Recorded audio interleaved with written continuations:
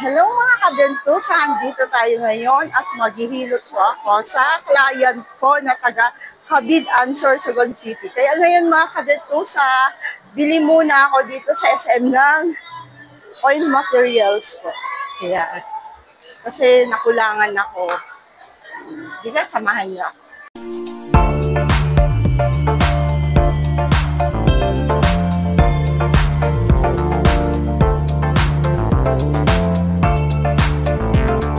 Ito yung mga kabentusa ay aprobado ito ng FDA.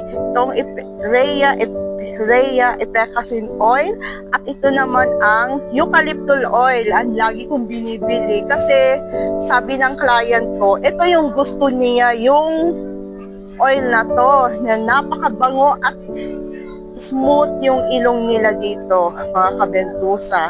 Ito yon, lavender scents talaga to, mga kabentusa. Kaya ngayon mga kabentusa, magbabayad ako nito. Yun yun. Approved from FDA. Approved. Sa yan po ay ginagamit ko to. Yung essentials oil na for massage therapy. Kaya magbabayad po ako mga kabentusa. Dito ako sa SM. Eto na ako mga kabentusa, ay papunta na ako sa Cabidan ngayon.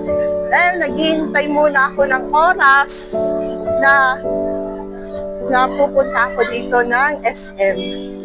Wait ko muna yung bago mag 7:30 mga kabentusa. Oh? Mga kabentusa, dito na ako ngayon sa tinutuluyan kong client. Wait ko muna ng 8 o'clock para makapag-start ako ng massage therapy dito sa Cabidan, sa Tukas. Kaya, andito ako ngayon sa lugar na to.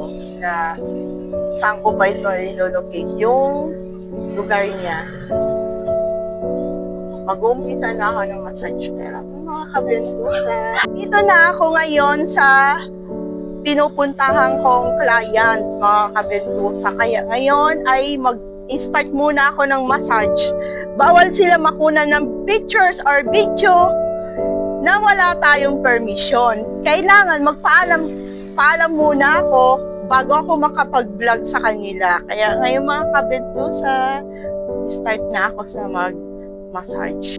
Ngayon po mga kabentusa ay pauwi na ako ng bahay ngayon. Ay tapos na ako mag-massage ngayon mga kabentusa. Kaya home sweet home mga kabentusa. Pauwi na ako ng bahay. Salamat kay client dahil nakalpuan ko na siya na pauwi na rin ako.